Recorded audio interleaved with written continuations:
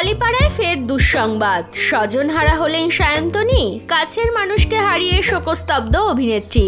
2026 সালের প্রথম থেকেই একের পর এক দুর্ঘটনা ঘটেই চলেছে। গত 29শে মার্চ সমুদ্রে তলিয়ে গিয়ে প্রাণ হারান অভিনেতা রাহুল অরুণোদয় বন্দ্যোপাধ্যায়। এরপর 27শে মে ছাদ থেকে ঝাঁপ দিয়ে মারা গেলেন সৃজনশীল পরিচালক অনিক দত্ত।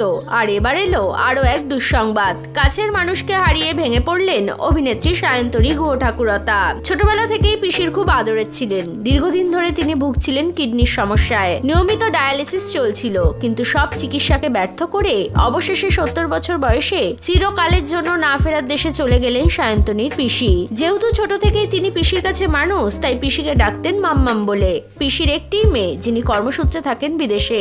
এদিকে পিসেমশাইও বয়সজনিত অসুস্থতায় ভুগছেন, তাই শেষ সময়টা পিসির কাছেই ছিলেন সায়ন্তনী। পিস্তুত বোন দেশে না থাকায় গত শুক্রবারই সায়ন্তনীর পরিবারের অন্যান্য সদস্যরা শেষকৃত্য সম্পন্ন করেন। সবকিছু মিলিয়ে পিসির এইভাবে হঠাৎ চলে যাওয়াতে ভেঙে পড়েছেন অভিনেত্রী।